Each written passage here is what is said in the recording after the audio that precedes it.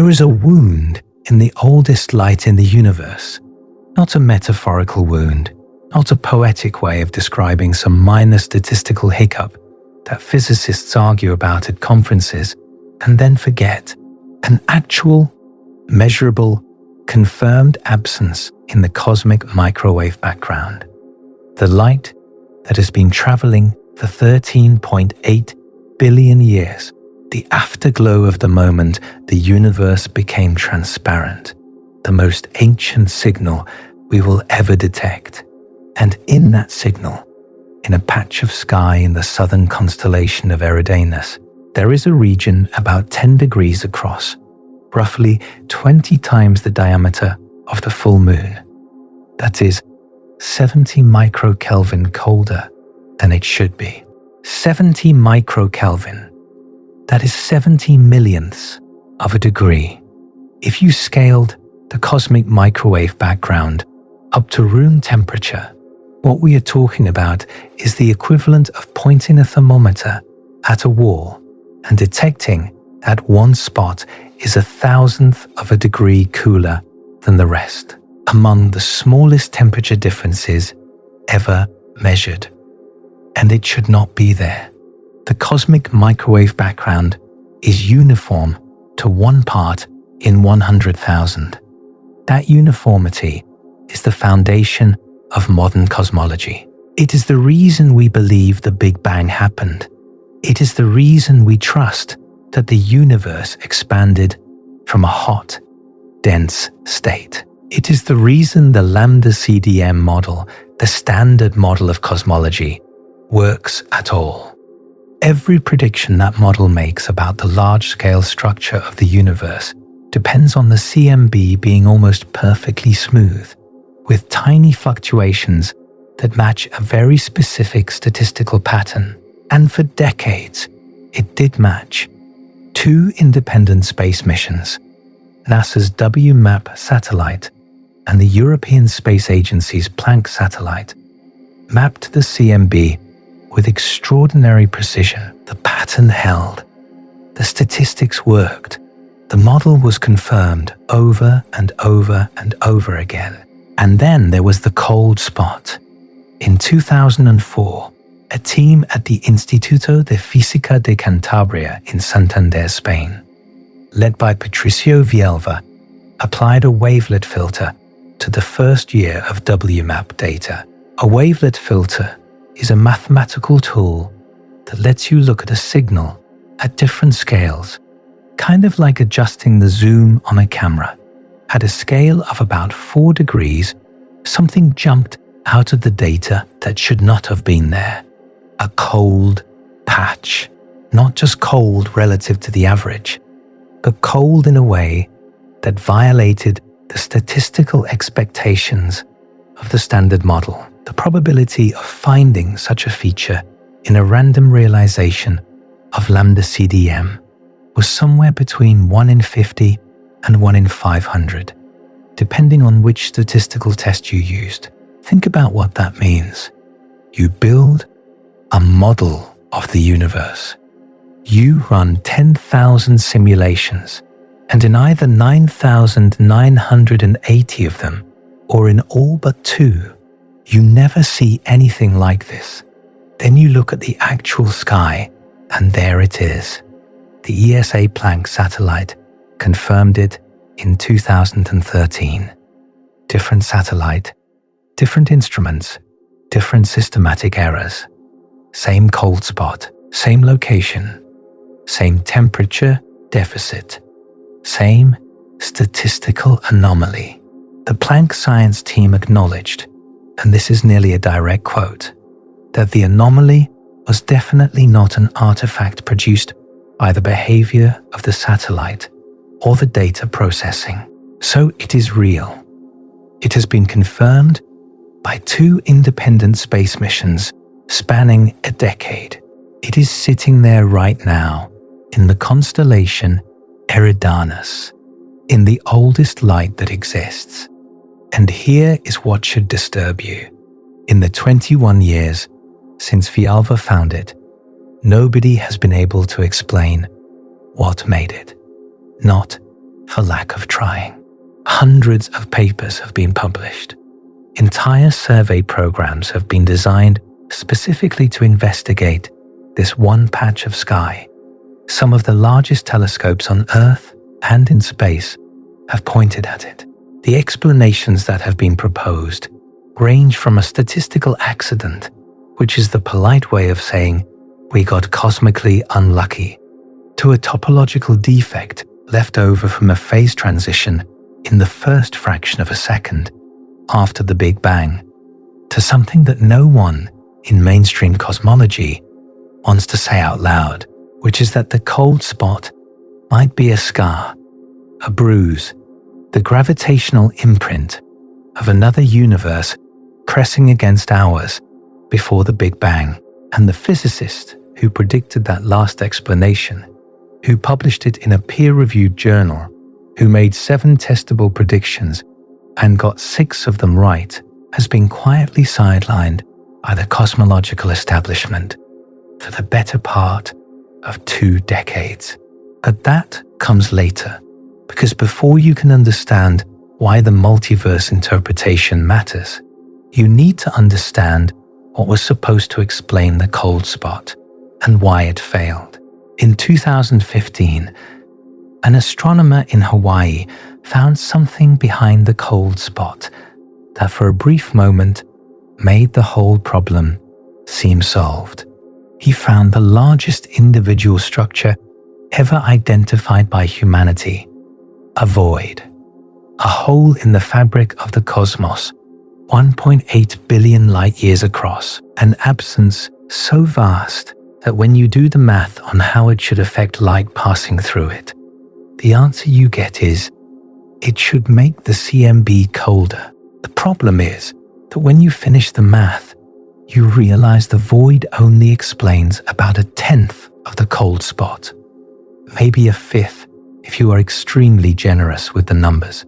The remaining 80 to 90% of the anomaly is still unexplained, still sitting there, still confirmed, still impossible under the standard model of cosmology. And here is where it gets worse, because the more people investigated, the more the obvious explanations fell apart, and the more the uncomfortable ones started looking like the only ones left on the table.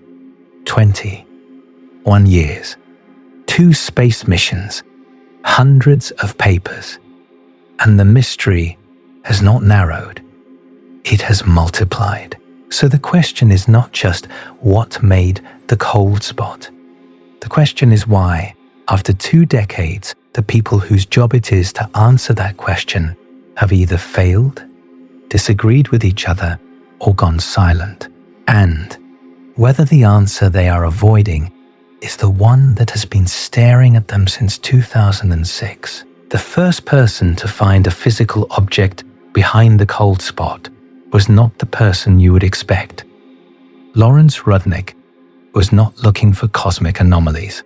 He was a radio astronomer at the University of Minnesota, a distinguished teaching professor who spent most of his career studying radio galaxies and galaxy clusters.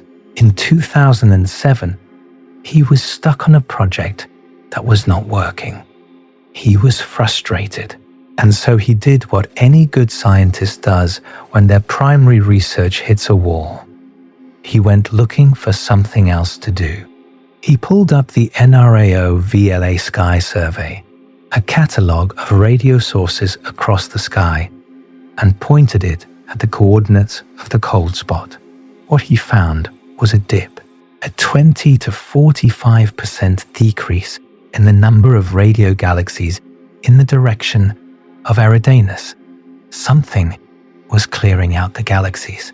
His co-author, Lilia Williams, put it plainly. Not only had no one ever found a void this big, they never even expected to find one this size. That was the first hint. Something enormous was sitting between us and the cold spot. But Rudnick's radio survey could not tell him how far away it was, or how big it was in 3 dimensions, or how empty it really was. For that, you needed to map the galaxies in depth. You needed redshifts, and that would take 8 more years. In 2015, István Szapudi changed everything. Szapudi is Hungarian, born and educated in Budapest at Eötvös University, one of the great physics institutions of Eastern Europe. He earned his PhD at Johns Hopkins in 1995 and eventually landed at the University of Hawaii's Institute for Astronomy, where he spent years developing the statistical tools needed to analyze the largest structures in the universe. When the cold spot problem became clear, he realized he could combine data from 3 different surveys to build a 3-dimensional map of the galaxy distribution in that region of sky. Pan-STARRS 1, a telescope sitting on top of Haleakala on Maui, originally designed to scan for near-Earth asteroids, NASA's WISE infrared satellite, and the 2-micron all-sky survey, 2MASS.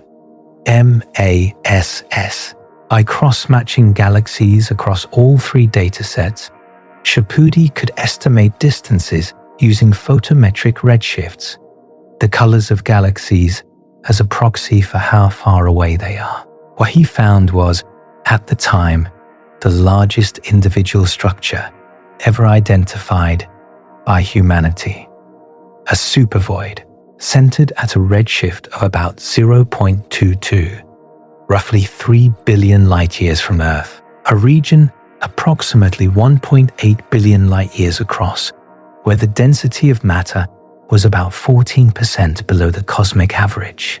To be clear about what that means in terms of scale, the observable universe is roughly 93 billion light-years in diameter. The Eridanus Supervoid spans about 2% of that, 1/50th of the observable universe. If you shrank the observable universe down to the size of the Earth, the supervoid would be a sphere roughly 250 kilometers across. Imagine standing on a planet and looking out at a bubble of near emptiness large enough to swallow England. That is the proportional scale of what Szapudi found. And it is not just big, it is anomalously big. In the standard Lambda CDM model, structures this large represent fluctuations in the density field that sit out in the statistical tails. The supervoid's existence, while not technically impossible, represents at least a 3.3 sigma deviation from what the model is wrong. That does not mean the model is wrong, but it means the model did not expect this. The universe produced a structure that the universe's own operating manual says should be exceedingly rare. Later work refined the picture in ways that made it stranger, not simpler. Andrés Kovács and Juan García Bellido, working with data from the Dark Energy Survey in 2016, found that the supervoid is not even spherical. It is elongated along the line of sight, shaped roughly like a cigar, with a transverse radius of about 195 megaparsecs, but a line of sight extent of about 500 megaparsecs. The deeper you looked, the emptier it got. The central underdensity was not 14% below average. It was closer to 25%. In some regions, 30% less matter than the surrounding universe. And by 2021, the Dark Energy Survey had confirmed the supervoid using gravitational lensing mass maps, which detect dark matter directly through the bending of light, rather than relying on counting galaxies and hoping your count is accurate. The signal-to-noise ratio was above 5. The supervoid was real, confirmed beyond any reasonable doubt by the most direct method available. The obvious question became whether the supervoid could explain the cold spot. The mechanism is called the late-time integrated Sachs-Wolf effect, and it is one of the more elegant ideas in cosmology. Here is how it works. A photon from the cosmic microwave background, light that has been traveling for 13.8 billion years, enters the supervoid. The void has less mass than the surrounding universe, which means it has a shallower gravitational potential.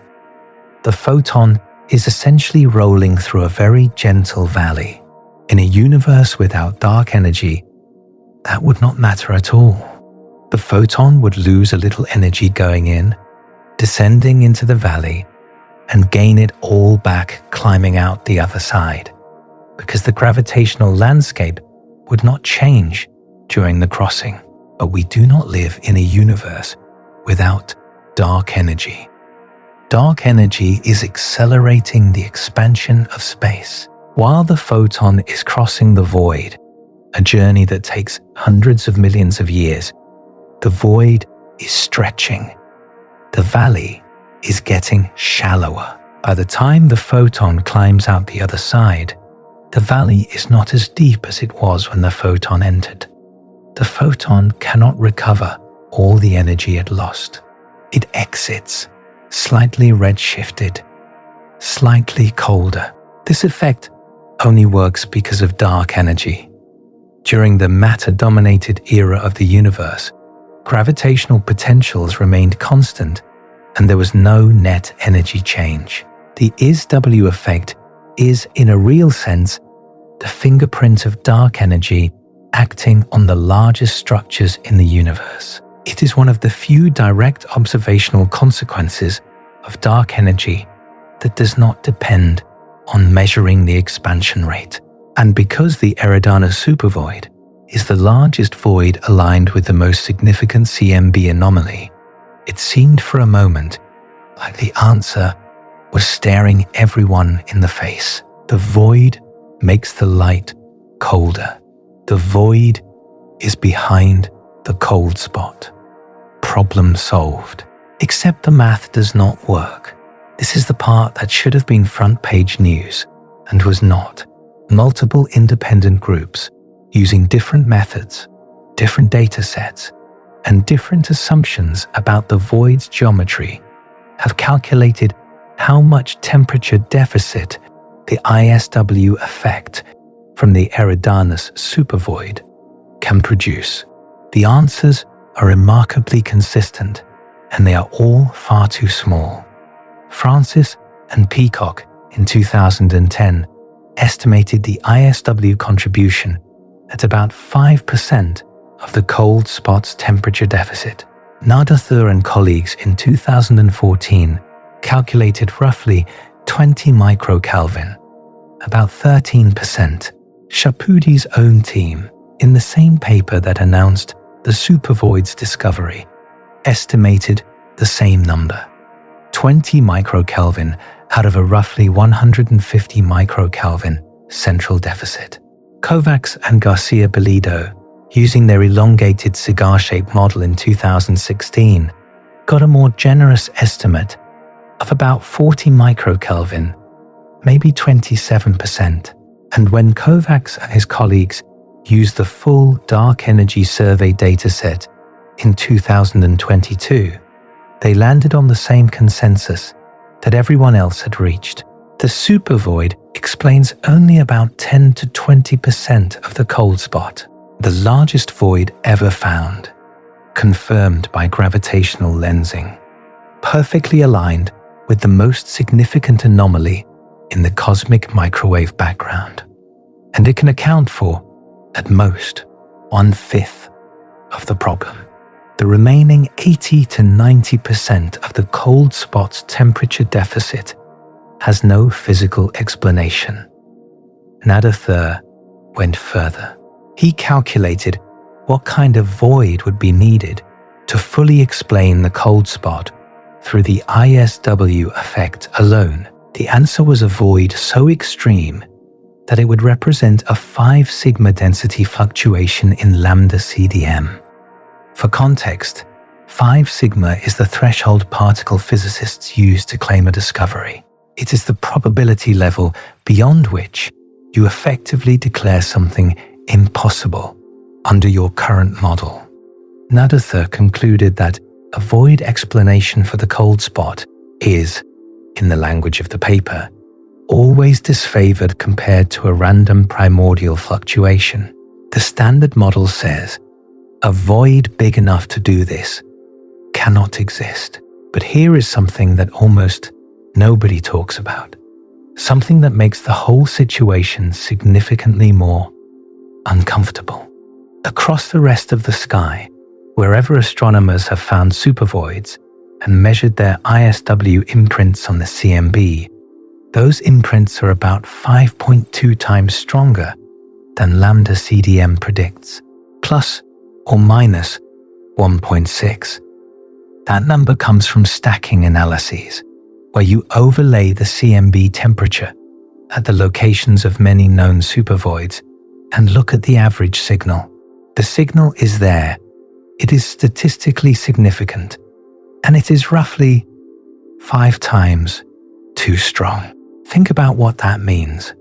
If you apply that enhancement factor to the Eridanus Supervoid, the ISW contribution jumps from 20 microkelvin to about 100. That would explain 60 to 70% of the cold spot, which is dramatically better than 20%. But it would also mean something deeply troubling. It would mean that our understanding of how dark energy interacts with large-scale structure is fundamentally wrong.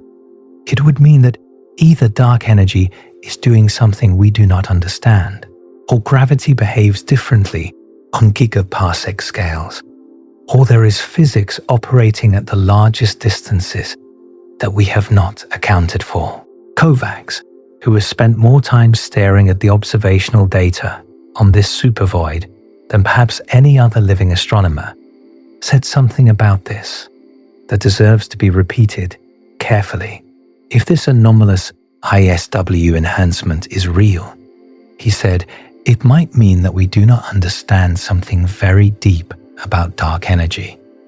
That is not speculation from a blogger. That is an observational cosmologist at the Instituto de Astrofísica de Canarias, working with the best data available from the largest surveys ever conducted, telling you that the standard model of cosmology might be missing something fundamental about the force that dominates 70% of the energy content of the universe.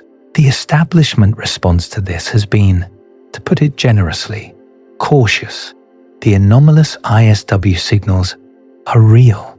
They are published. They have been measured by multiple groups across multiple datasets, and yet they are treated as curiosities rather than crises. The standard response is to note that the statistical significance of each individual measurement is modest, that stacking analyses can be affected by systematic errors, and that more data is needed, which is all technically true. But it has been technically true for 10 years now, and the data keeps arriving, and it keeps saying the same thing. The supervoid exists. It is confirmed. It is enormous. It is directly aligned with the cold spot, and it cannot explain the cold spot, not understand physics, not even close. The most obvious, most physically motivated explanation for the most significant anomaly in the oldest light in the universe has failed by a factor of 5 to 10. And the scientific community's response was not alarm, not urgency, not a redirection of resources. It was a collective shrug, which brings us to September of 2017 and a paper from Durham University that made the failure even more definitive, and also, somehow, more confusing. Because the Durham team did not just fail to confirm the supervoid explanation, they found something that none of the previous studies had seen. And what they found made the entire cold spot problem significantly harder to solve. The lead author was Ruari Mackenzie, a postdoctoral researcher at Durham's Center for Extragalactic Astronomy, working under Tom Shanks, one of the most respected extragalactic astronomers in Britain. Their paper was titled, with an almost provocative directness that you rarely see in astrophysics journals, evidence against a supervoid causing the CMB Cold Spot. It appeared in the monthly notices of the Royal Astronomical Society in 2017, and it did exactly what the title promised. Here is what Mackenzie and Shanks did that nobody had done before. They went and actually measured the redshifts properly. Shapudi's original discovery used photometric redshifts, which estimate distance based on a galaxy's color. They are fast, and you can do a lot of galaxies at once, but they are imprecise. They give you a rough sense of distance, blurring everything along the line of sight. The Durham team used spectroscopic redshifts instead, which measure the actual stretching of light from each galaxy individually. It is slower and more expensive, but the distance measurement is dramatically more accurate. They obtained spectroscopic redshifts for about 7,000 galaxies within the inner 5 degrees of the cold spot, using the 2-degree field system on the Anglo-Australian telescope, combined with data from the VST Atlas survey. They called the result the 2CSE survey, and it was, at the time, the most detailed 3-dimensional map of the cold spot's interior ever produced. What they found broke the supervoid narrative apart. Instead of one coherent void, one enormous bubble of near emptiness, Mackenzie found 3 separate voids at 3 different distances, one at a redshift of 0.14, one at 0.26, and one at 0.30. Between them, at slightly different distances, were small overdensities, clumps of galaxies. The structure behind the cold spot was not a single supervoid at all. It was a soap bubble arrangement of voids and walls, the same kind of structure you find everywhere in the universe. The largest of the 3 voids, the one at redshift 0.14, had a radius of about 119 megaparsecs and was deeper than Shapudi's measurement, about 34% underdense, but it was also smaller. Its predicted ISW contribution was a mere 6 microkelvin, plus or minus almost 6, and the combined ISW effect of all 3 voids together was about 9 microkelvin, 9 microkelvin out of 70. That is not even 13%. It is barely above noise. The Durham team also did something clever. They pointed their survey at a control field, a random patch of sky at the same galactic latitude, and counted voids there too. The control field had a similar density of voids. The direction of the cold spot was not uniquely empty. It was, in the 3-dimensional galaxy distribution, statistically indistinguishable from an ordinary line of sight through the universe. Mackenzie and Shanks wrote their conclusion with a clarity that left no room for interpretation. The voids they had detected could not explain the cold spot under standard cosmology, period. But here is where the story takes a turn that tells you something important about how science actually works, as opposed to how people imagine it works. One of the co-authors on the Mackenzie and Shanks paper was Istvan Sapudi, the same Sapudi who had discovered the supervoid, the same Sapudi who had announced to the world that he had found the largest individual structure ever identified by humanity.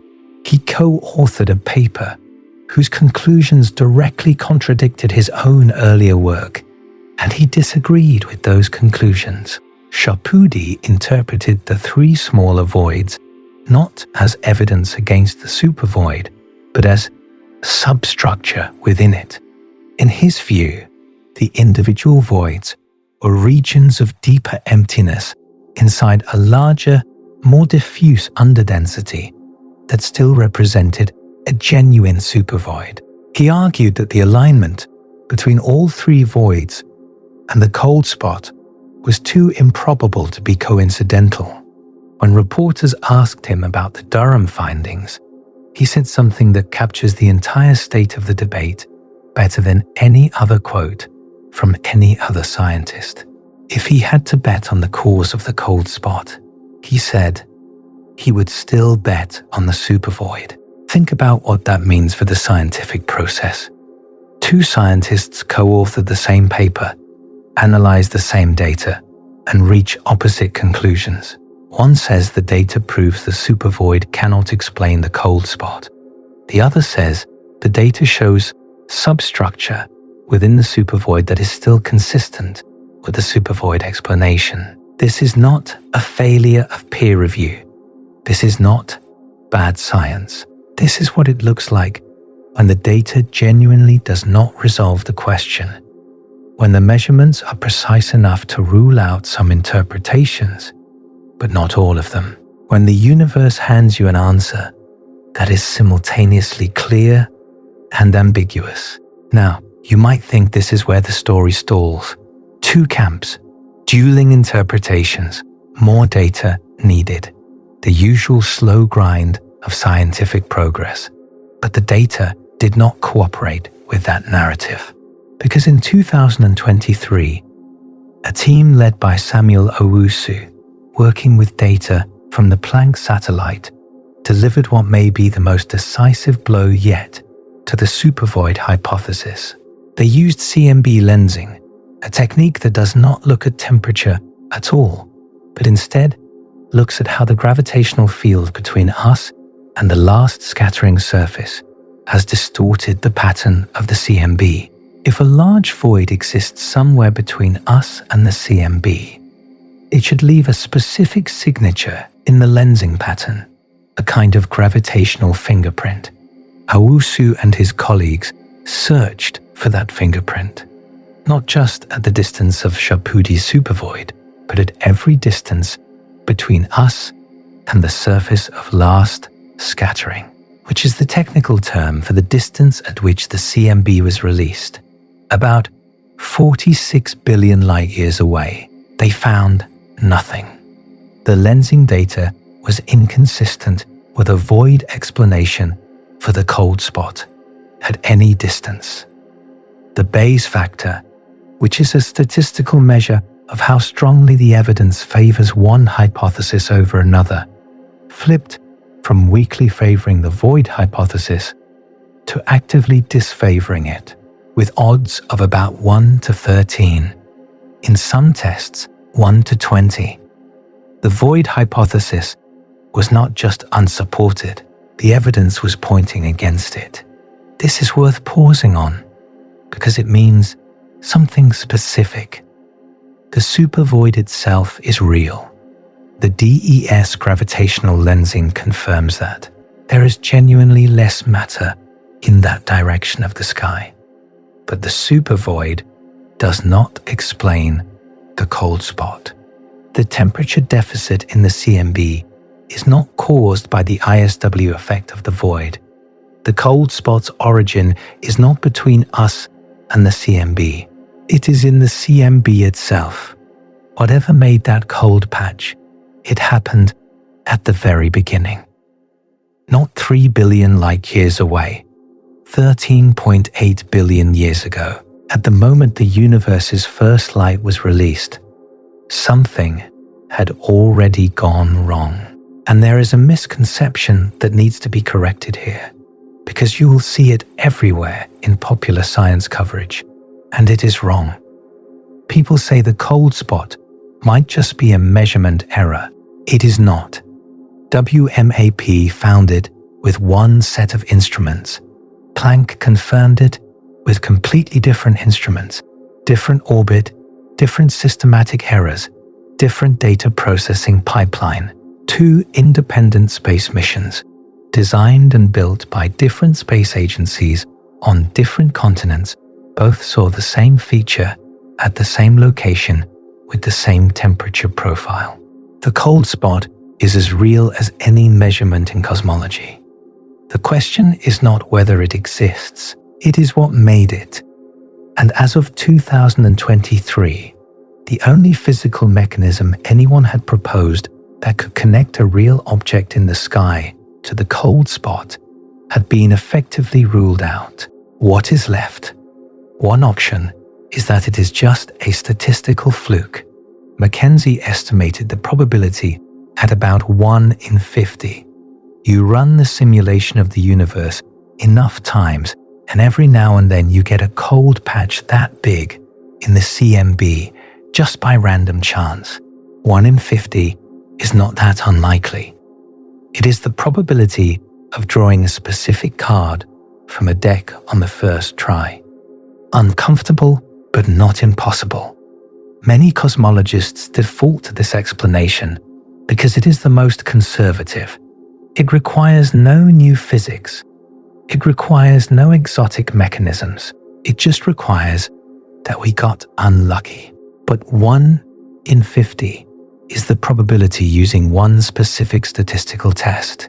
Other tests give 1 in 500.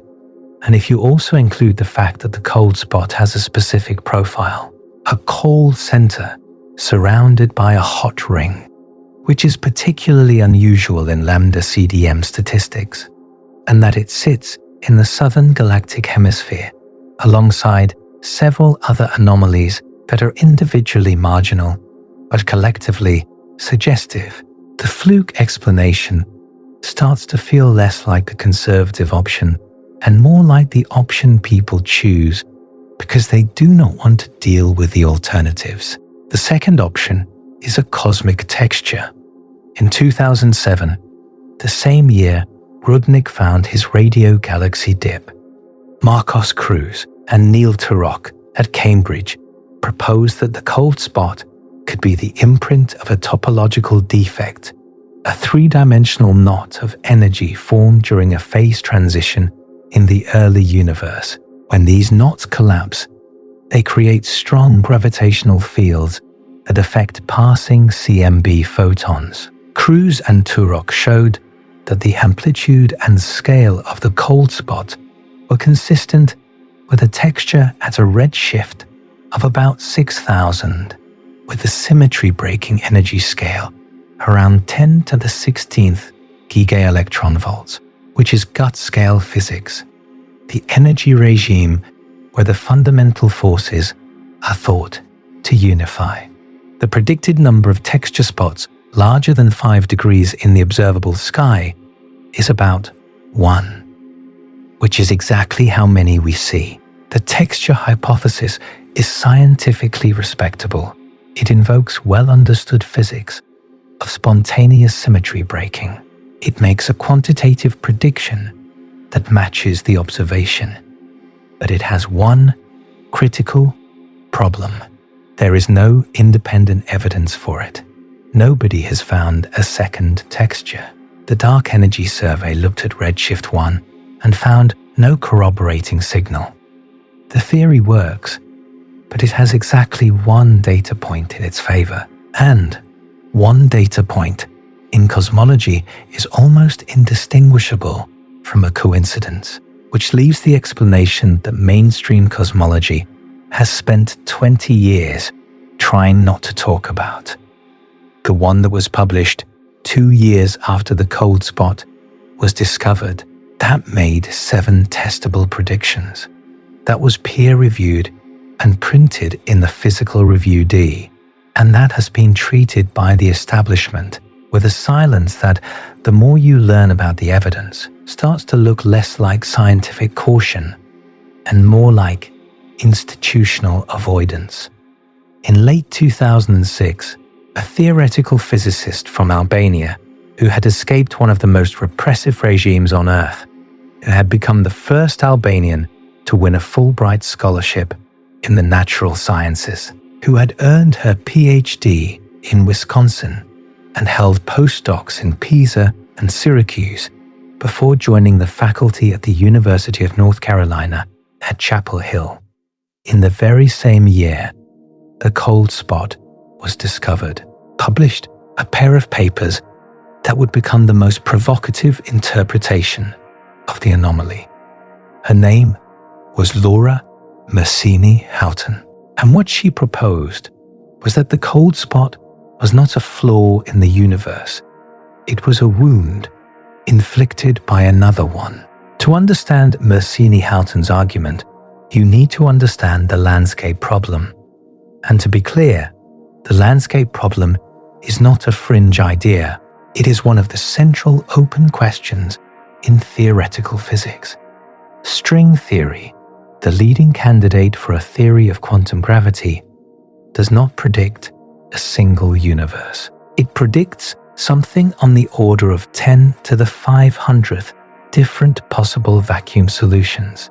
Each solution corresponds to a different set of physical laws, different particle masses, different coupling constants, different cosmological constants. 10 to the 500th is a number so large that it dwarfs anything in the physical universe. There are roughly 10 to the 80th atoms in the observable universe. 10 to the 500th is not a big number. It is a number so vast that calling it large is meaningless. And each of those vacuum solutions represents a possible universe with internally consistent but different physics. The question string theory cannot answer is why our universe corresponds to the particular vacuum solution it does. Why these particle masses? Why this cosmological constant? Why these laws of physics and not any of the other 10 to the 500th options? This is the landscape problem, and it has haunted theoretical physics for decades. Mersini-Houghton's contribution, published with Richard Holman of Carnegie Mellon University and Tomo Takahashi of Saga University in Japan, as the cosmological avatars of the landscape series, was to propose a mechanism by which the landscape does not just describe possible universes, but actually produces them. In their framework, the wave function of the universe, the quantum mechanical description of reality as a whole, propagates across the string landscape. As it does so, it spawns multiple universes, each one corresponding to a different vacuum solution. These universes are not separate, unconnected entities. They are quantum entangled. Before cosmic inflation separates them and makes them causally disconnected, they interact gravitationally. And here is the key insight. Quantum entanglement does not just disappear.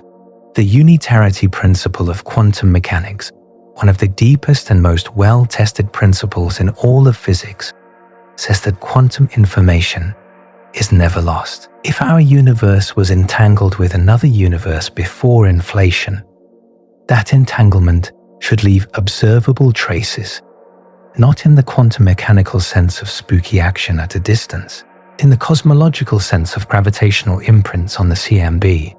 The cold spot in Mersini-Houghton's framework is exactly such an imprint. Another universe, gravitationally pulling on ours during the first instance of existence, would create a region where the CMB is slightly colder. A bruise, she called it, the gravitational scar of a collision that happened before the universe as we know it existed. She called it the unmistakable imprint of another universe beyond the edge of our own. Now, physicists make bold claims all the time. What made Mersini-Houghton's work different from the usual speculation was that it was not just a qualitative story. It made specific, quantitative, testable predictions, 7 of them.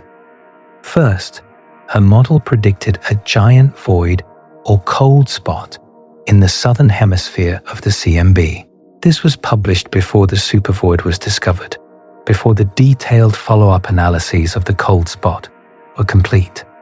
The prediction was on the table before the data was in. Second, it predicted a corresponding feature in the northern hemisphere of the CMB. If our universe was pulled by another universe in one direction, the entanglement should leave a symmetric imprint on the opposite side of the sky. Third, It predicted what she called dark flow, a large-scale bulk motion of galaxy clusters in a specific direction at approximately 670 kilometers per second, driven by the gravitational pull of structures beyond the observable universe. Fourth, it predicted a suppressed amplitude of matter fluctuations, the parameter cosmologists call sigma 8. Fifth, it predicted suppressed CMB power at large angular scales, meaning the biggest features on the CMB sky should be weaker than Lambda CDM predicts. Sixth, it predicted that the Large Hadron Collider would find no low-energy supersymmetric particles. Seventh, it predicted a hemispherical power asymmetry in the CMB, meaning one half of the sky should have slightly stronger fluctuations than the other. Mersini-Houghton claims 6 of these 7 predictions have been confirmed by subsequent observations. The cold spot exists. The LHC found no supersymmetric particles, despite years of searching, which is one of the biggest disappointments in modern particle physics. Large-angle CMB power suppression is an observed anomaly confirmed by both WMAP and Planck. Hemispherical power asymmetry has been detected at better than 3 sigma significance. But here is where intellectual honesty requires some friction with the narrative Mersini-Houghton tells about her own work, because the assessment of her predictions is contested, and pretending otherwise would be exactly the kind of sanitized, conflict-free science communication that this channel exists to push back against. The dark flow prediction was falsified. At least the specific claim she pointed to as confirmation was falsified. Alexander Kashlinsky at NASA's Goddard Space Flight Center had reported detecting a bulk flow of galaxy clusters, consistent with Mersini-Houghton's prediction, but the Planck satellite's own analysis in 2013 could not reproduce the result. David Spergel at Princeton was blunt. The Planck team's paper appeared to rule out the claims. The dark flow, as Kashlinsky described it, does not seem to exist. The northern hemisphere counterpart to the cold spot was found using a technique called Kolmogorov complexity analysis, which is a legitimate mathematical tool, but a niche one. Other, more standard statistical methods have not confirmed the feature. It is not that the counterpart has been ruled out, it is that only one method finds it, and that is generally not considered strong evidence in cosmology. And the most serious challenge came in 2016 from Will Kinney at the University at Buffalo. Kinney and his collaborators directly tested the mathematical framework Mersini-Houghton used, the specific exponential potential model from her cosmological avatars papers, against the Planck data. Their conclusion was devastating. They found no evidence for observable modulations to the power spectrum from landscape entanglement and no sourcing of observable CMB anomalies. The original exponential potential model was ruled out to high significance. Mersini-Houghton and her collaborator Eleonora Di Valentino published response papers in 2016 through 2019, testing modified versions of the theory against Planck data. Their own papers acknowledged something that is easy to miss in the technical language. The multiverse correction to the CMB power spectrum is, in their own words, statistically indistinguishable from the case with unmodified inflation. In plain language, the data fits just as well without the multiverse as with it. Where does that leave us? Is Mersini-Houghton right or not? The honest answer is that this is exactly the kind of question science is bad at resolving quickly. Her framework is published in reputable journals. Physical Review D, the Journal of Cosmology and Astroparticle Physics. She holds a tenured professorship at a major research university. Roger Penrose, one of the most brilliant mathematical physicists alive, blurred her 2022 book, Before the Big Bang, as a fascinating account of her intriguing proposal. BBC Horizon featured her work. So did Morgan Freeman's Through the Wormhole. The Daily Telegraph named her book a Book of the Year. But Peter Woit, a mathematical physicist at Columbia University, who has built a career on rigorous skepticism of string theory adjacent claims, called her observational evidence, as far as he could tell, bogus. The Planck science team, the people whose data Mersini-Houghton was interpreting, did not investigate her multiverse claims in their official analysis papers. They simply did not engage. That non-engagement is worth thinking about carefully. The Planck team had the data. They acknowledged the CMB anomalies. They published papers cataloging them in detail. They confirmed that the anomalies were real and not instrumental artifacts. But they did not test the one published hypothesis that claimed to predict those anomalies before they were observed. They did not refute it. They did not confirm it. They ignored it. You can interpret that silence two ways. You can say it reflects appropriate scientific conservatism, that the multiverse hypothesis is too speculative to merit investigation with limited analysis resources, that the predictions are not specific enough to distinguish from other explanations, that the confirmed predictions are things that could have multiple causes. That is the charitable interpretation. And it may be correct. Or you can note what Tom Shanks, the Durham astronomer who more than anyone had dismantled the Supervoid explanation, said after his own paper had removed the most obvious alternative. When reporters asked him what was left, what explanation remained after the Supervoid had failed, Shanks said something that cuts through 2 decades of institutional caution in a single sentence. The next most standard explanation, he said, turns out to be the bubble universe collision hypothesis. And that gets you into a discussion about the standard model in cosmology and the fact that it is weird as hell, from a professor at one of the most respected extragalactic astronomy departments in the world. Not on a podcast, not in a blog post, in a statement to the media about his own peer-reviewed research.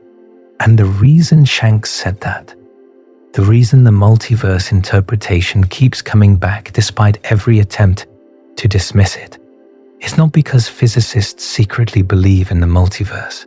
It is because every other explanation for the cold spot has either failed or requires its own set of uncomfortable assumptions. The supervoid cannot explain it. The fluke explanation is possible but increasingly unsatisfying as additional anomalies accumulate around it. The cosmic texture explanation has no independent evidence, and the newest explanation, which appeared in 2023 and which we have not discussed yet, has its own set of problems that are in their own way just as disturbing as the multiverse. The cold spot does not give you the luxury of a comfortable answer. Every door you open leads to a room that is darker than the one you just left. And the door marked multiverse is the one the scientific establishment keeps walking past without looking inside, even as every other door turns out to be locked. Before we get to the pattern that ties all of this together, and before we get to the very latest data that has upended the conversation yet again, there is something about Mersini-Houghton herself that matters for understanding why her work has been received the way it has. She was born in Tirana, Albania, in 1966. Albania under Enver Hoxha's regime was, by the standards of Cold War-era Eastern Europe, uniquely repressive. It was the North Korea of Europe. Atheism was state-mandated. Travel was prohibited. Her father, Nexhat Mersini, was a mathematician, growing up in a country where the regime controlled what you were allowed to think, where deviation from orthodoxy carried real consequences, gives you a particular relationship with intellectual authority. Mersini-Houghton's career has been defined by a willingness to say things that the consensus does not want to hear. That is either a strength or a liability, depending on whether she is right. She won a Fulbright scholarship to the University of Maryland in 1994, the first Albanian in the natural sciences ever to do so. She completed her PhD at the University of Wisconsin-Milwaukee in 2000, then held postdoctoral positions at the Scuola Normale Superiore in Pisa, one of the most prestigious institutions in Italian physics, and at Syracuse University. She joined the faculty at the University of North Carolina at Chapel Hill in 2004. The same year, the cold spot was discovered, 2 years before she published the papers that would define her career and her controversy. The timeline matters. Mersini-Houghton did not see the cold spot and then construct a theory to explain it. She built a theoretical framework from the string landscape and quantum mechanics, derived predictions from that framework, and then watched as the observations came in. This is how science is supposed to work. You make predictions first, then you check. And several of her predictions checked out. Not all of them. Not unambiguously, but enough that dismissing her work entirely requires either engaging with it seriously, which the establishment has not done, or ignoring it, which the establishment has. And this is where the story of the cold spot becomes something bigger than one anomaly in one patch of sky, because the cold spot is not alone. It never was. It is part of a pattern of anomalies in the cosmic microwave background that, taken individually, are each marginal enough to dismiss, but taken together, they form a picture that the standard model of cosmology cannot explain. And the more data we collect, the clearer that picture becomes. Start with the axis of evil. That name is not a joke, and it is not clickbait. It was coined in February of 2005 by Kate Land and João Magalhães at Imperial College London. And the name was deliberately provocative because the finding was deliberately provocative. When you decompose the cosmic microwave background into its mathematical components, its multipoles, the way you would decompose a musical note into its harmonics, the two largest scale components align with each other in a way that should not happen if the universe is statistically isotropic. The quadrupole, the component that describes the universe's departure from uniformity at the very largest scales, and the octupole, the next component down, are aligned to within about 20 degrees of each other. They share a preferred direction, and that direction is roughly aligned with the plane of the solar system and with the direction of the sun's motion through the cosmos. That last part should bother you. The cosmic microwave background is light from 13.8 billion years ago. The solar system is 4.5 billion years old. There is no physical mechanism by which the orientation of our solar system should have any relationship whatsoever with the statistical properties of the oldest light in the universe. And yet the alignment is there. Land and Magalhães showed it rejects statistical isotropy at better than 99.9% probability. Both WMAP and Planck see it.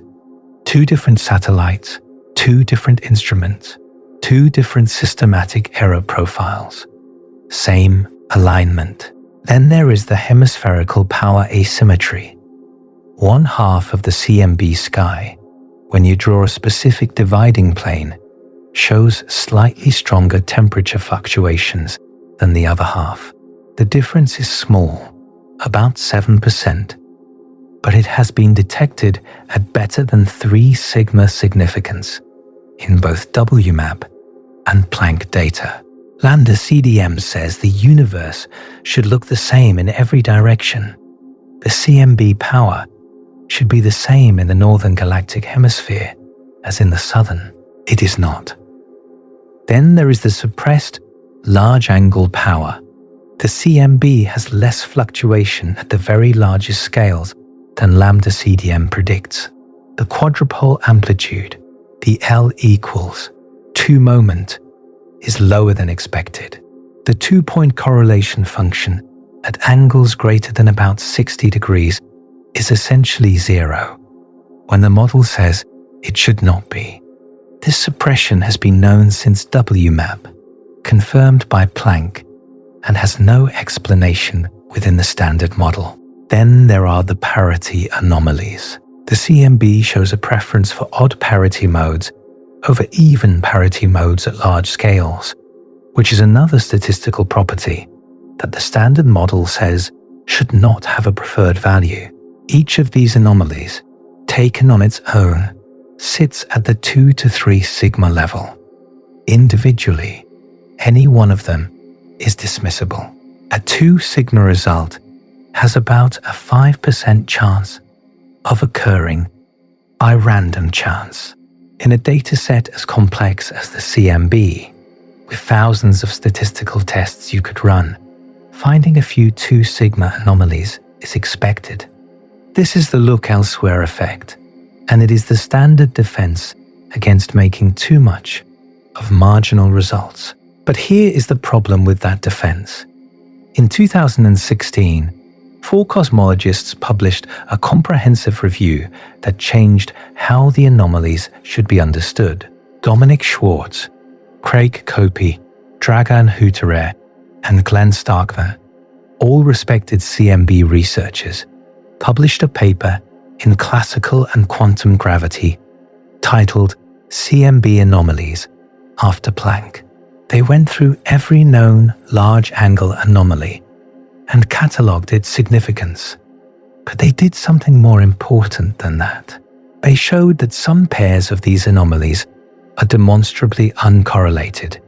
They arise from different aspects of the data and cannot be attributed to the same statistical fluke. This matters enormously for the look elsewhere argument. If 5 anomalies were all manifestations of a single unusual statistical fluctuation, you could dismiss them with 1 correction. But if they are independent, if the quadrupole-octupole alignment is uncorrelated with the hemispherical power asymmetry, if the parity preference is unrelated to the power suppression, then their probabilities multiply rather than add. 5 independent 2 sigma anomalies, when combined, represent something much more significant than any one alone. The cold spot sits in the middle of all this. It is in the southern galactic hemisphere where the hemispherical power asymmetry is concentrated. It is at large angular scales where the power suppression and parity anomalies live. It is aligned loosely with the general direction of the axis of evil. You cannot look at the cold spot in isolation anymore. You have to see it as part of a pattern. And that pattern is telling you something about the largest scales of the universe that the standard model does not want to hear. And then, just when the picture seemed clear enough to be uncomfortable, but not clear enough to demand action, something entirely unexpected happened. In 2023 and 2024, a team led by Diego Garcia Lambas in Argentina discovered what might be the most mundane and simultaneously most shocking explanation for the cold spot. And the reason it is shocking is not because of what it proposes. It is because of what it implies about 20 years of cosmological analysis. Garcia Lambus and his collaborators, including Heliana Luparello, Rudiger Buero, and Bjarne Hansen, found a new foreground effect in the cosmic microwave background that nobody had ever noticed before. They discovered that nearby large, late-type spiral galaxies within a few hundred megaparsecs of us, produce a systematic temperature decrease in the CMB around them, not in the galaxies themselves, in the space around them, extending several megaparsecs from the galaxy centers, an invisible halo of cold. And when they built a model of this foreground effect and compared it to the Planck CMB map, the resemblance was, in their words, remarkable. They ran 1,000 simulated maps, and none of them produced a correlation as strong as the real data showed. In January of 2024, they showed that the Eridanus supergroup, which is the largest galaxy group complex in the local universe, sits directly in the cold spot area. Its foreground temperature profile largely overlaps with a cold spot in both shape and intensity. And by November of 2024, they reported a detection of CMB cooling in the halos of galaxies at a probability level of less than 1 in 10,000, p less than 0.0001. That is more statistically significant than most results in particle physics. If this is real and the statistics are strong, it means the cold spot might not be primordial at all. It might not be in the CMB. It might be between us and the CMB, caused by something galaxies do to photons passing through their halos that nobody had accounted for in 20 years of CMB analysis. It would mean the anomaly that launched 1,000 papers, that inspired the multiverse hypothesis, that challenged the standard model of cosmology, was a foreground contamination that everyone missed. But before you feel relieved, before you think this resolves the mystery neatly, consider what the Garcia Lambus team also said. They do not know what causes the effect. The physical mechanism by which galaxies cool the CMB photons passing near them is unknown. Their leading hypotheses involve either axion-like dark matter particles, which are speculative particles that have never been detected, or intergalactic magnetic fields, which exist but whose interaction with CMB photons at this level is not predicted by any existing theory. In other words, even if the cold spot is a foreground effect, explaining it still requires new physics. The mystery does not go away. It moves. And there is a deeper problem. Even if the galactic foreground explains the cold spot, it does not explain the axis of evil. It does not explain the hemispherical power asymmetry. It does not explain the suppressed large angle power. It does not explain the parity anomalies. It explains one anomaly and leaves the rest untouched. The pattern remains. Which brings us to the uncomfortable question that has been building behind every piece of evidence we have discussed. Is the standard model of cosmology broken at the largest scales? The evidence for this is not limited to the CMB anomalies. Consider the KBC void, named after Keenan, Barger, and Cowie, who characterized it in 2013. The KBC void is a region of space approximately 2 billion light-years across, centered roughly on the Milky Way. We live inside it. It contains 20 to 50% less matter than the cosmic average, depending on which direction you look and which survey you use. In 2020, Moritz Hasbauer, Indran Elbanek, and Pavel Krupa ran the numbers using the Millennium XXL simulation, which was at the time the largest n-body simulation of the Lambda CDM universe ever performed, with 6,720 cubed particles. They asked a simple question: how often does a void the size of the KBC void appear in the standard model? The answer was almost never. The KBC void produces a 6.04 sigma tension with Lambda CDM.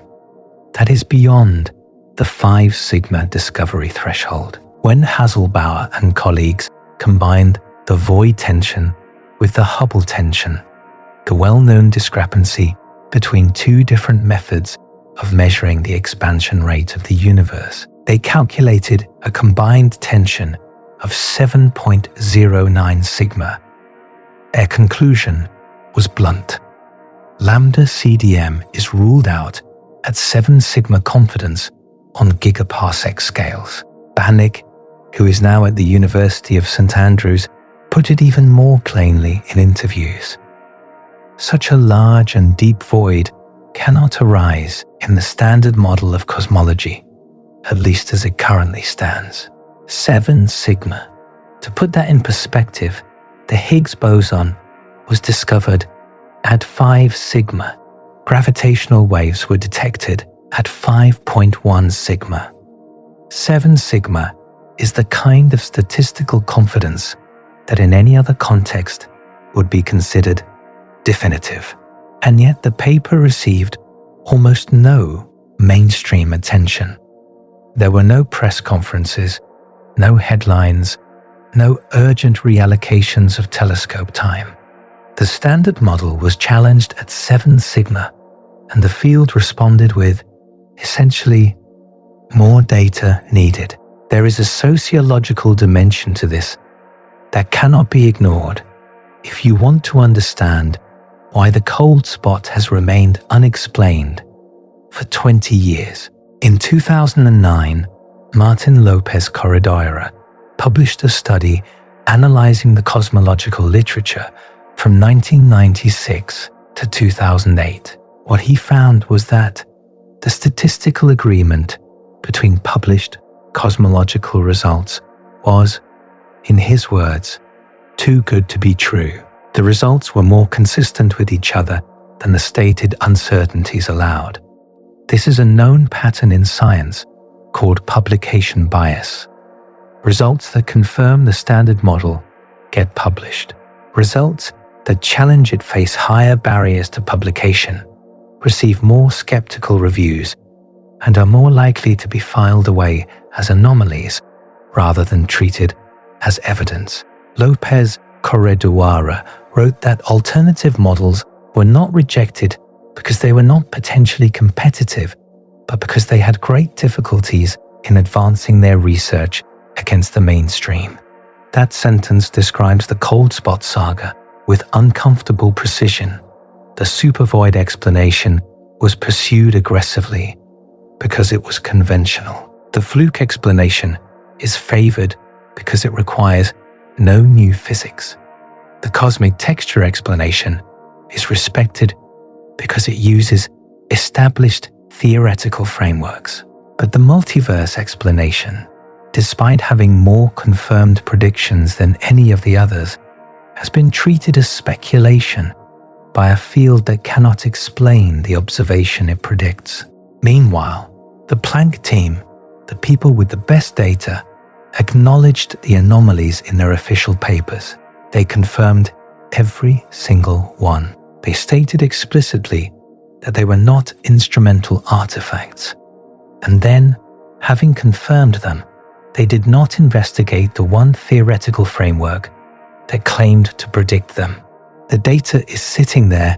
It has been sitting there for 20 years.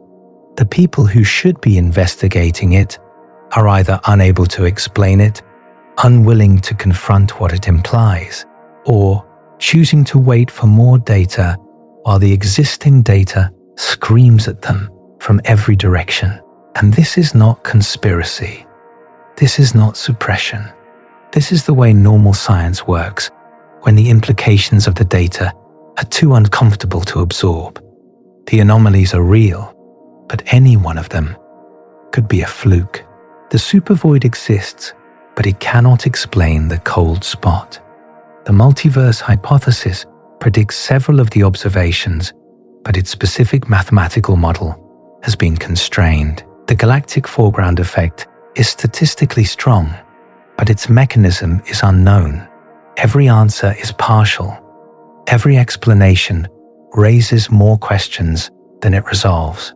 And the scientific community, faced with a problem that refuses to yield to conventional approaches, has done what scientific communities always do in these situations. It has moved on to problems that are more tractable and left the hard one sitting on the shelf. And that shelf is getting crowded because the cold spot is only the most visible symptom of a much larger problem. It is the anomaly with the catchiest name, the most dramatic interpretations, the one that shows up in documentaries about the multiverse. But it is not the most statistically significant challenge to Lambda CDM. The KBC void is. The Hubble tension is. The anomalously strong ISW signals from supervoids across the entire sky are. The cold spot just happens to be the one where all of these problems converge in a single patch of sky, in a single measurement, in a single number that refuses to go away.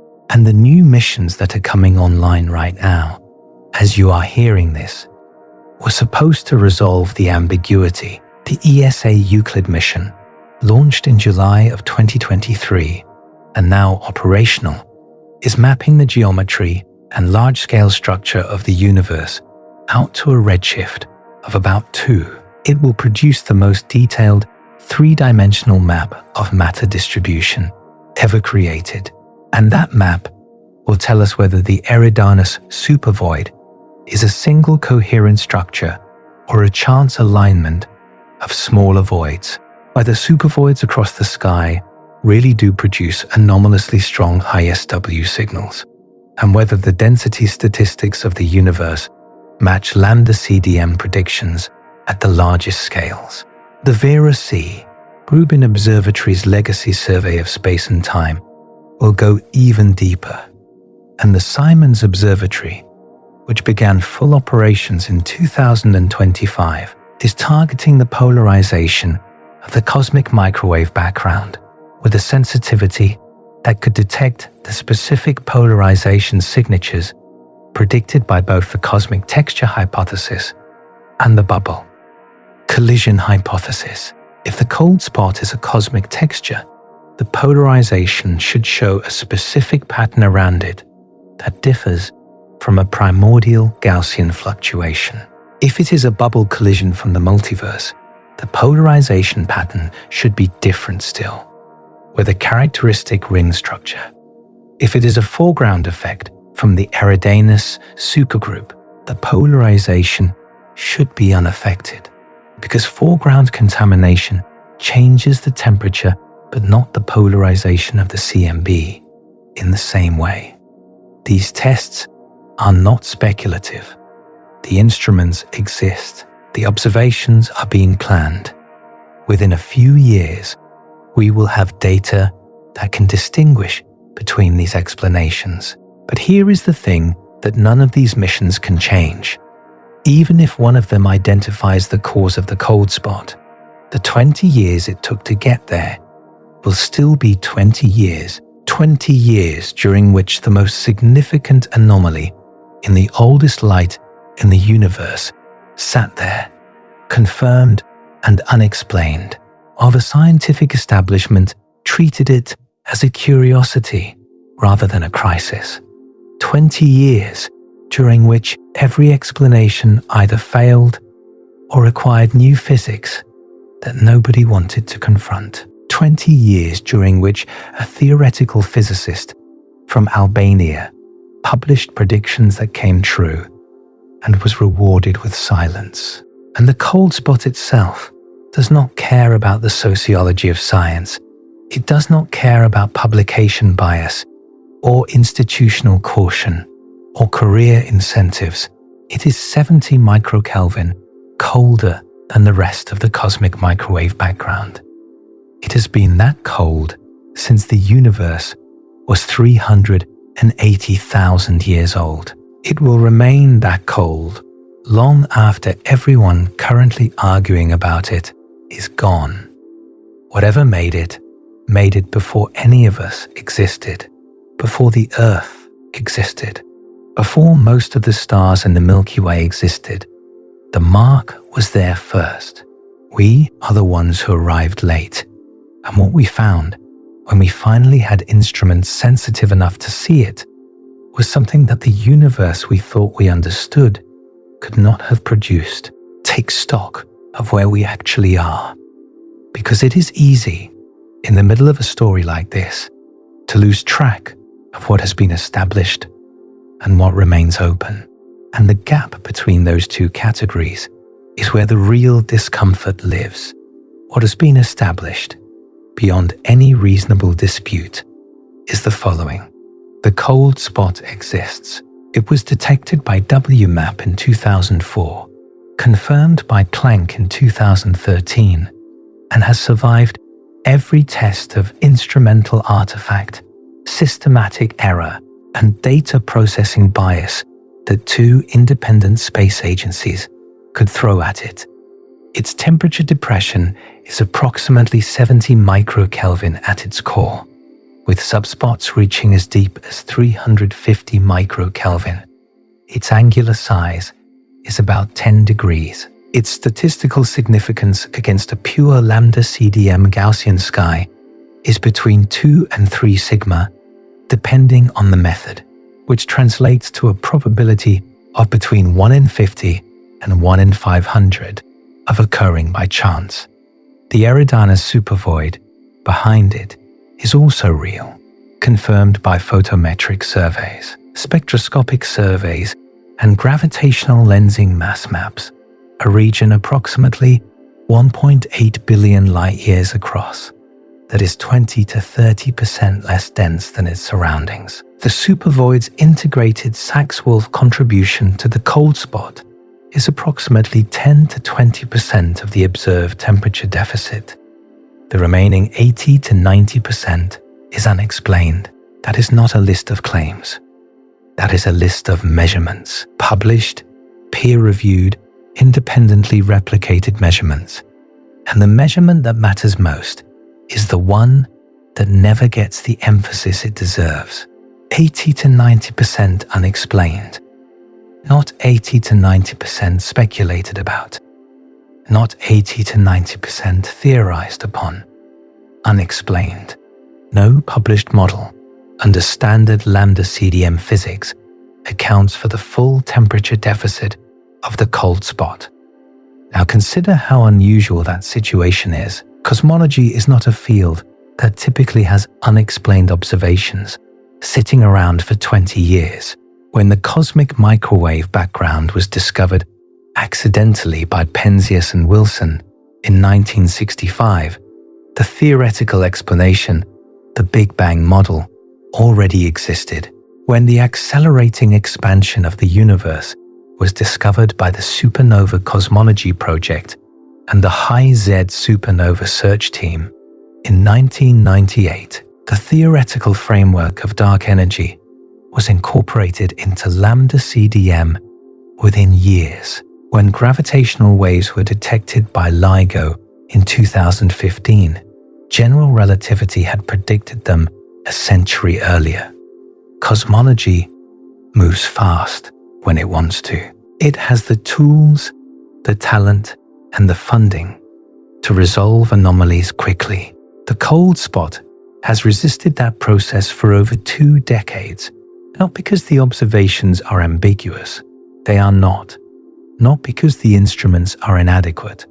Planck was the most sensitive CMB experiment ever built. Not because nobody has tried. Hundreds of papers from dozens of research groups on 5 continents have attacked this problem. The cold spot has resisted explanation because the explanations that work require the universe to be something other than what the standard model says it is. And this is the part of the story where you have to decide what you think science is for. If science is for confirming what we already believe, then the cold spot is a nuisance, an outlier, a statistical fluctuation that happens to sit at the uncomfortable boundary between unlikely and impossible. You file it, you note it, you move on to problems where the standard model works. This is, functionally, what the mainstream cosmological community has done. Not explicitly. Nobody stood at a podium and said, "We are going to ignore this." But the allocation of resources, the direction of research programs, the distribution of attention and funding and career incentives, all of it has flowed toward problems that Lambda CDM can solve and away from anomalies that it cannot. But if science is for following the evidence wherever it leads, then the cold spot is not a nuisance.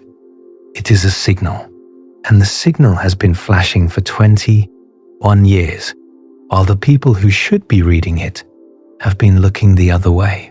Ivan Aguyo and Srinath Krishnan proposed something in 2021 that deserves more attention than it received, working within the framework of loop quantum cosmology, which is one of the leading approaches to quantum gravity.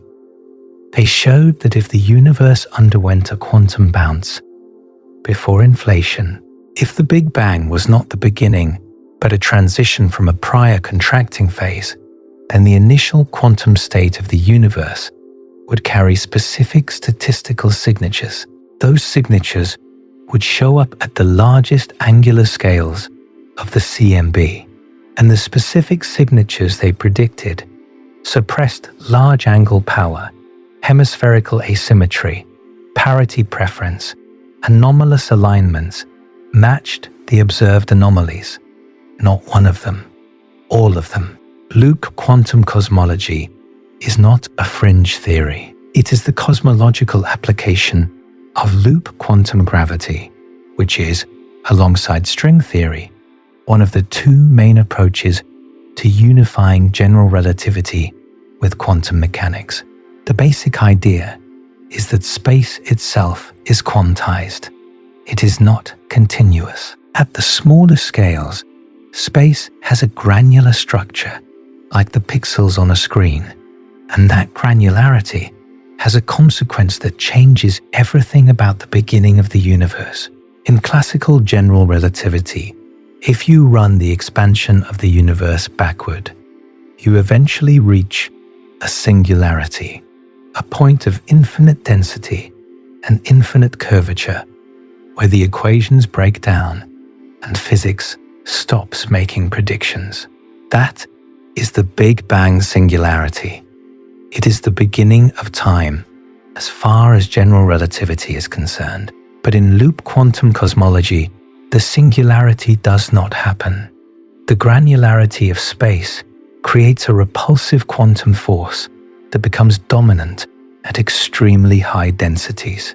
Instead of collapsing to a point, the universe bounces. The contraction reverses into expansion. The Big Bang is not a beginning, it is a bounce. And the universe that existed before the bounce, whatever it looked like, whatever physics it obeyed, left its fingerprints on the quantum state that emerged on the other side. Agulo and Srinath showed that these fingerprints are not generic, they are specific. The bounce introduces a particular kind of non-Gaussianity into the primordial fluctuations, a deviation from the perfectly random statistical distribution that standard inflation predicts. And that non-Gaussianity preferentially affects the largest angular scales of the CMB, exactly where the anomalies live. Their paper, published in Frontiers in Astronomy and Space Sciences, demonstrated that the observed anomalies, including features consistent with the cold spot, arise naturally from the physics of the bounce, without any fine-tuning. Think about what that implies. The CMB anomalies, including the cold spot, might not be statistical flukes or foreground contamination or instrumental artifacts. They might be memories, imprints of something that happened before the Big Bang, before inflation, before the hot, dense state that produced the cosmic microwave background.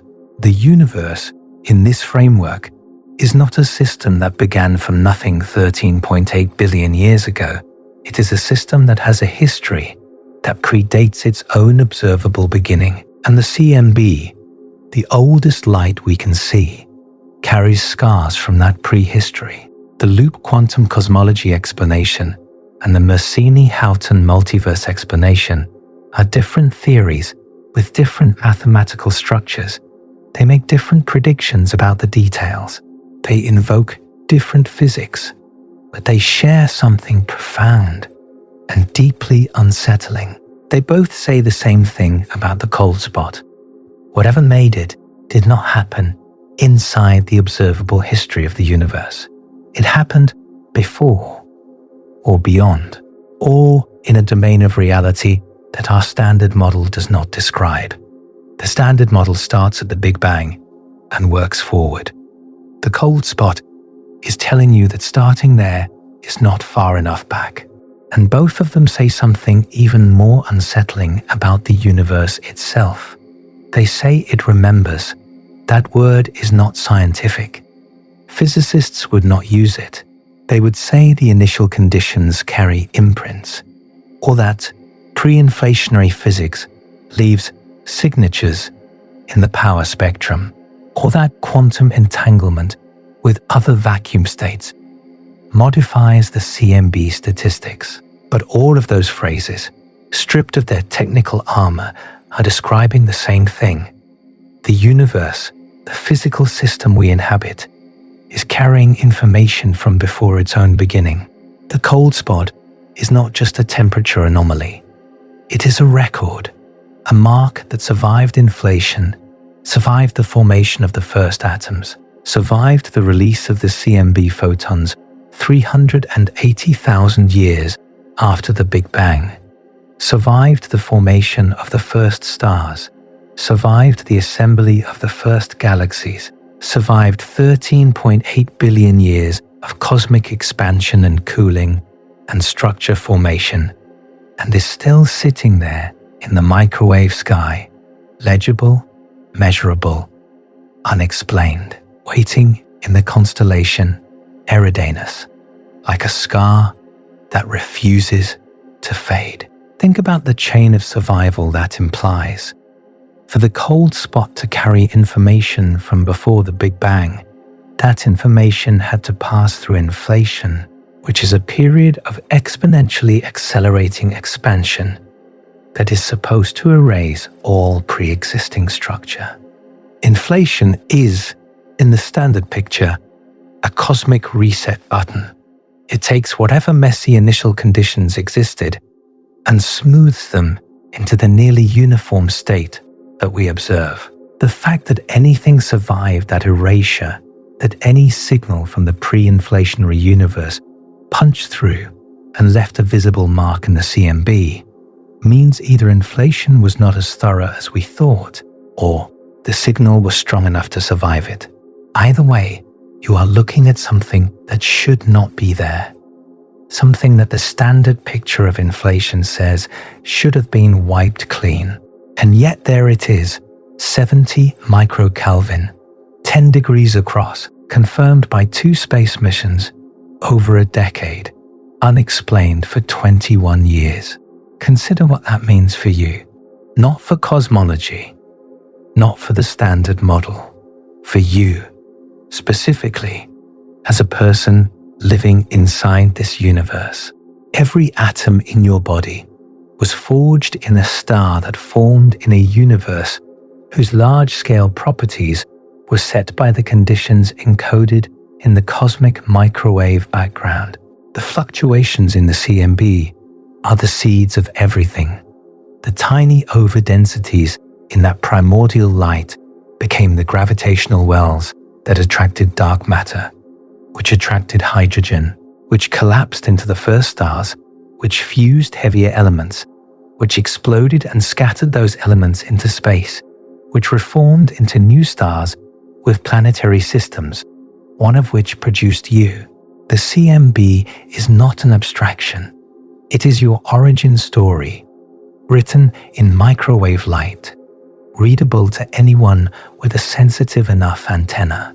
And in that origin story, there is a chapter that does not fit, a 70 microkelvin depression in a 10-degree patch of the southern sky that none of the physics we currently possess can explain.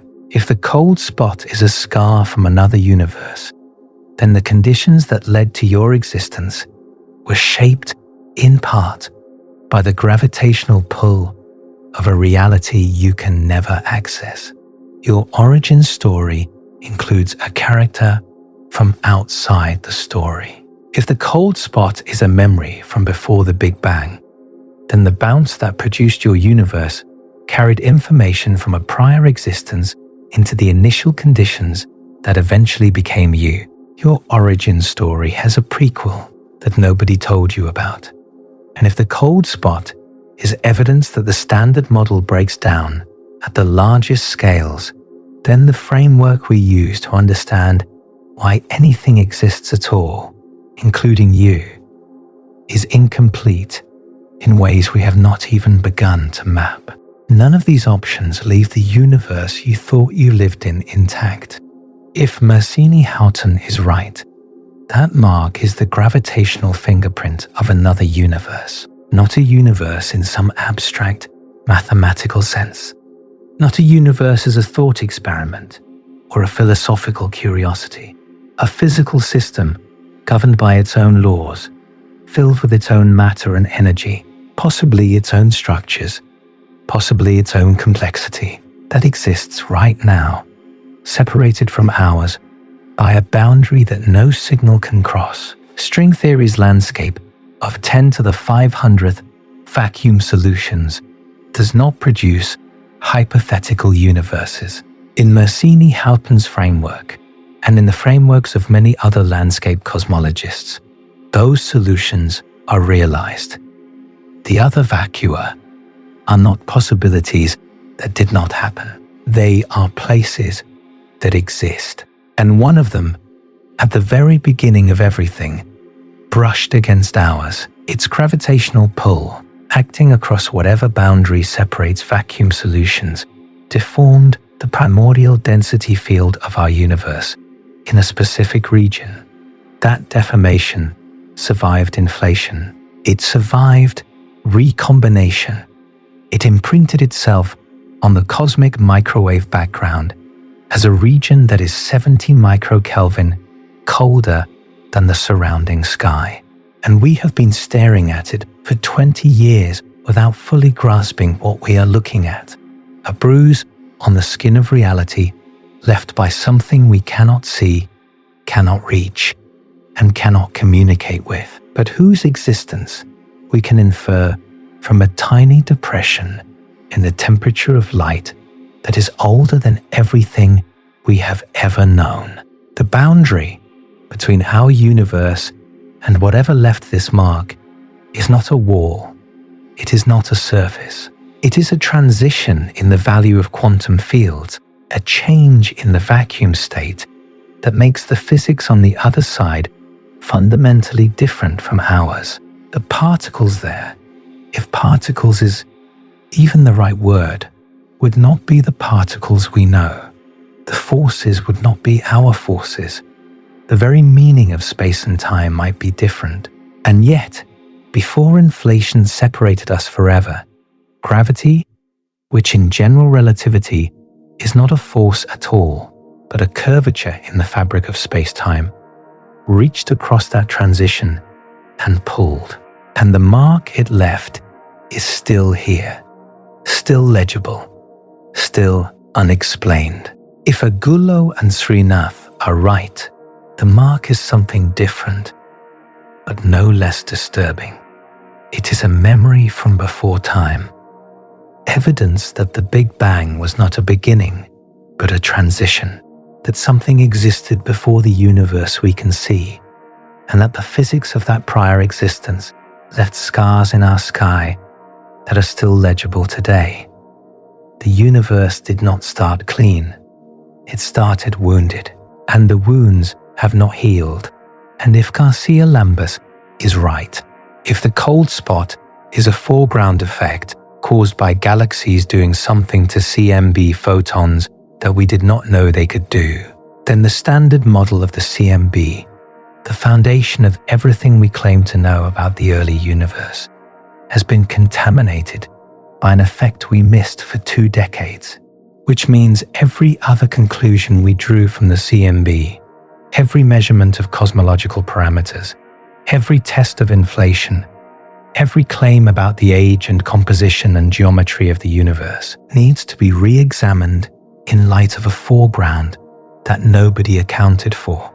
The cold spot would be resolved, but the cost of that resolution would be that we can no longer fully trust the most important data set in all of cosmology. There is no comfortable exit from this. Step back and look at the full landscape of explanations, laid out honestly, with none of the hedging that usually softens this kind of assessment in academic papers. The fluke explanation asks you to accept that the universe happened to produce, by random chance, an anomaly that sits at exactly the right angular scale, in exactly the right location, with exactly the right temperature profile, to be consistent with a multiverse prediction published 2 years after its discovery. It asks you to accept this while also acknowledging that the same region of sky sits in the hemisphere where multiple other anomalies cluster, that the probability ranges from 1 in 50 to 1 in 500 depending on the test, and that the cold spot has a specific morphology, a cold center surrounded by a hot ring that is particularly rare in Lambda CDM statistics. The fluke is possible. It is not impossible, but it is the kind of possible that requires you to keep saying unlikely but not impossible about an increasing number of things. And at some point, that phrase starts to sound like an excuse rather than an explanation. The Supervoid explanation has been effectively ruled out. The ISW shortfall is too large by a factor of 5 to 10. The CMB lensing data from Owusu and colleagues in 2023 does not support it, with Bayes factor odds of 1 to 13 against. The Durham spectroscopic survey found substructure inconsistent with a single void. And the most poignant detail of all remains that Istvan Sapudi co-authored a paper arguing against the very hypothesis he proposed when the discoverer of the supervoid and the lead author of the paper disproving the supervoid appear on the same author list. The explanation is not just weakened, it is in crisis. The cosmic texture explanation predicts the cold spot's amplitude and scale with elegant precision. It uses established physics of spontaneous symmetry breaking, the same mechanism that gives mass to particles through the Higgs field. The predicted number of textures at this angular scale in the observable sky is about 1, and we see exactly 1. That is compelling, but compelling is not confirmed. There is no second texture anywhere in the CMB. There is no independent evidence from any other observation. The Dark Energy Survey looked at redshift 1, where the texture's gravitational effects should leave a trace in the galaxy distribution, and found nothing. A theory with one data point is not a theory. It is a suggestion. The foreground explanation from Garcia Lambus is the newest and in some ways the most statistically robust, p less than 1 in 10,000, for the detection of CMB cooling in galactic halos. That is a strong signal. But the physical mechanism that produces it is unknown.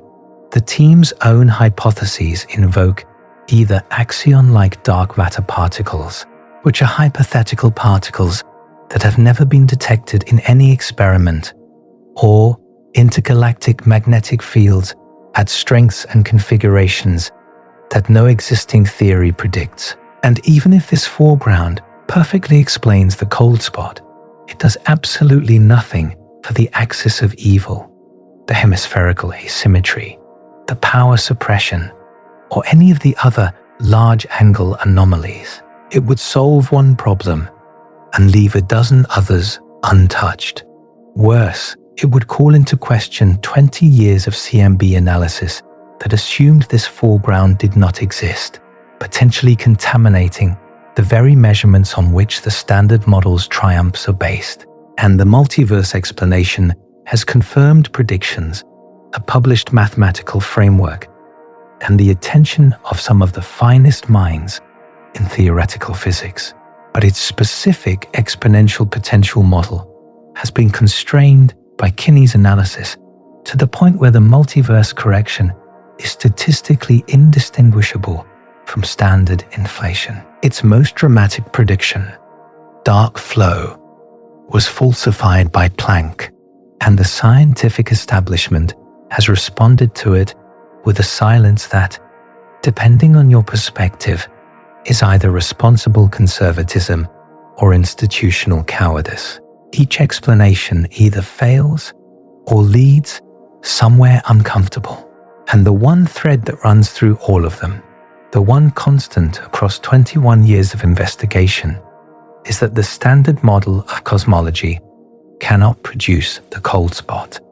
Lambda CDM, the model that describes the expansion of the universe, the growth of structure, the properties of dark matter and dark energy, the statistical distribution of temperature fluctuations in the CMB, the model that has been called the most successful theory in the history of science, cannot account for a 70 microkelvin cold patch in the constellation Eridanus.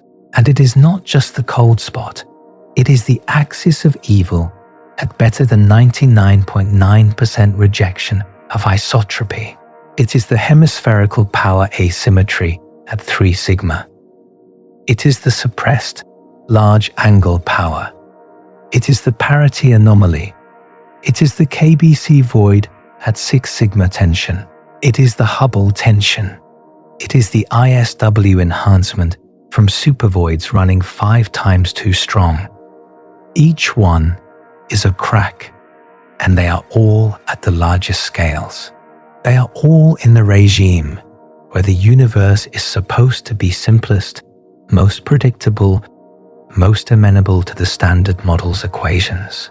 The foundation is cracking, and it is cracking from the top down, not at the quantum scale, where we expect things to be strange, at the cosmological scale, where we expected things to be settled, and the cold spot sits at the center of all of it. The first crack that anyone noticed, the one that has been there since 2004 and has only gotten deeper with every new observation, the one that nobody can explain, the one that every explanation leads you reluctantly, inevitably, toward the conclusion that the universe is not what the textbooks say it is. There is a phrase in the philosophy of science called a Kuhnian crisis. Thomas Kuhn described it in The Structure of Scientific Revolutions in 1962. A paradigm does not fail all at once. It accumulates anomalies. Each anomaly is individually dismissible. Each one has a workaround, a patch, an explanation that preserves the existing framework at the cost of a little elegance. But the anomalies accumulate. The patches multiply. The framework becomes a patchwork of ad hoc corrections that no longer resembles the clean predictive theory it started as. And at some point, the weight of the anomalies exceeds what the framework can bear, and the whole thing collapses into something new. Nobody can say whether Lambda CDM is at that point. the model still works brilliantly at the scales where most observational cosmology is done. It predicts the CMB power spectrum at small angular scales with extraordinary precision.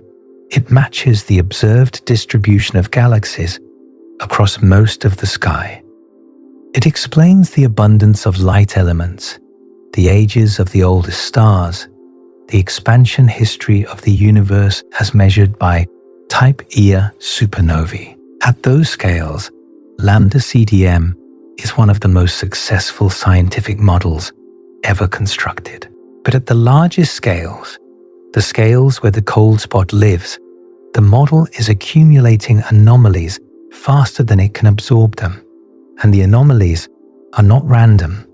They cluster, they align, they concentrate in the southern galactic hemisphere at the lowest multipoles, at the angular scales where the universe should be simplest and most amenable to the model's predictions. They look from the outside like exactly the kind of pattern Kuhn described. Not proof of failure, not yet, but the early symptoms of a model that is beginning to strain under the weight of its own success. You are looking at light that has traveled 13.8 billion years. It was released 380,000 years after the Big Bang. At the moment the universe cooled enough for electrons to bind with protons and form neutral hydrogen, the moment the cosmic fog cleared and photons could travel freely for the first time. That light has been traveling ever since. It has crossed the entire observable universe. It has been stretched by the expansion of space from a temperature of roughly 3000 Kelvin down to 2.7255 Kelvin. It arrives at your detectors as microwaves, carrying in its temperature fluctuations the fingerprint of every force and process that shaped the universe in its first few 100,000 years. And in that fingerprint, in a patch of sky in Eridanus, there is a mark that the forces and processes of the standard model cannot account for. You can call it a fluke. You can call it a foreground. You can call it a topological defect from a symmetry-breaking phase transition. You can call it the scar of a collision with another universe. You can call it a memory from before the Big Bang, carried through a quantum bounce and imprinted on the oldest light in existence. What you cannot call it is understood, because it is not. And it has not been for 21 years. Laura Mersini-Houghton is still at the University of North Carolina at Chapel Hill. She published her prediction in 2006. Watch the data come in for 2 decades and watch the establishment look the other way for just as long. Istvan Sapudi is still at the University of Hawaii, still betting on the supervoid, even though his own co-authored paper argued against it. Tom Shanks is still at Durham, still pointing out that the standard model is, in his words, weird as hell. Andras Kovacs is still on Tenerife, still measuring the dark energy signals from the largest voids, still finding them 5 times stronger than they should be. Garcia Lambus and his team are still in Argentina, still mapping a foreground effect whose physical mechanism nobody can explain. Patricio Villalva, who started all of this in 2004 by applying a wavelet filter to WMAP data in a lab in Santander, is still at the Instituto de Física de Cantabria. The cold spot has outlasted careers. It has outlasted every prediction of its resolution. The Simons Observatory is collecting data right now that could, within a few years, distinguish between the remaining hypotheses through CMB polarization measurements. If a cosmic texture left the cold spot, its polarization signature will look one way. If a bubble collision left it, the signature will look another way. If a foreground effect left it, the polarization should be unaffected. The instruments are running. The data is accumulating. The answer may come soon, or it may not. The cold spot has outlasted every prediction of its resolution so far. The Supervoid was supposed to solve it in 2015. The Durham survey was supposed to clarify things in 2017. The CMB lensing data was supposed to settle it in 2023. Each time, the answer was not resolution, but deeper mystery. Each time, the question got harder, not easier. And there is a version of this story that ends with one of those missions finding the answer, with the Simons Observatory detecting the polarization signature of a cosmic texture or a bubble collision, with the mystery finally closing after 2 decades. That is possible. But there is another version of this story, one where the answer to the cold spot is not any single explanation, but the explanation that the standard model of cosmology is incomplete at the largest scales, that the CMB anomalies are not flukes or artifacts or foregrounds, but real features of the universe that require physics we do not yet have, that the cold spot, the axis of evil, the hemispherical asymmetry, the KBC void, the Hubble tension, the anomalous ISW signals, all of them are symptoms of the same underlying problem. And that problem is that we built a model of the universe that works brilliantly up to a point. And the cold spot is where we found the edge. Every generation of physicists has believed their model was nearly complete, that the remaining anomalies were minor, solvable, within reach. Lord Kelvin famously declared in the late 1800s that physics was essentially finished with only 2 small clouds on the horizon. Those 2 clouds turned out to be relativity and quantum mechanics, the entire foundation of modern physics. The things that seemed like minor anomalies were not anomalies at all. They were the first glimpses of a deeper reality that made everything that came before look like an approximation. Newtonian mechanics was not wrong. It was incomplete, and the places where its incompleteness showed up were the places people had dismissed as minor problems for decades.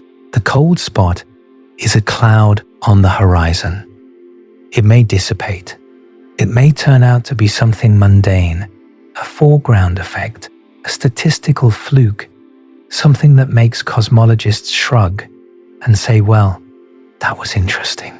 But it has been on the horizon for 21 years now, and instead of dissipating, it has gotten darker. It has attracted other clouds around it, the axis of evil, the hemispherical asymmetry, the KBC void, the Hubble tension, the anomalous ISW signals, and taken together, they look less like individual weather events and more like a storm front. The cold spot may be that kind of anomaly for our generation, or it may not. 21 years of failure to explain it under the current model is not proof that the model is wrong, but it is evidence that something is missing, and the pattern of anomalies surrounding it, each one individually dismissible, collectively undeniable, looks uncomfortably like the kind of pattern that precedes a revolution. Not the loud, dramatic kind of revolution where someone publishes a single paper and the textbooks get rewritten overnight. The slow, grinding kind, where the anomalies pile up for decades, where the workarounds multiply, where the defenders of the old model become more creative in their explanations, even as the explanations become less convincing, until eventually, a generation of younger scientists who grew up with the anomalies, rather than inheriting the model, decides that the anomalies are the data and the model is the thing that needs to be replaced. The light from the cosmic microwave background will keep arriving. It has nowhere else to go. It has been traveling since 380,000 years after the Big Bang, and it will keep traveling until the last star burns out and the universe grows too cold to support anything at all. It will keep carrying its temperature fluctuations, its statistical anomalies, its unexplained cold patch in Eridanus, long after the current debate is resolved or abandoned or forgotten. The cold spot will still be there, 70 microkelvin below the average, 10 degrees across, 20 times the diameter of the full moon, a wound in the oldest light that exists. And in that wound, encoded in the smallest temperature difference you could possibly measure, is the answer to a question that the people who should be asking it have spent 2 decades avoiding. Whether the universe you live in is the only one, whether the physics you know is the only physics, whether the beginning you were taught was actually the beginning. The answer is sitting in the sky right now, in the constellation Eridanus, in light that is older than anything you have ever seen or touched or known, and it has been waiting for someone to read it.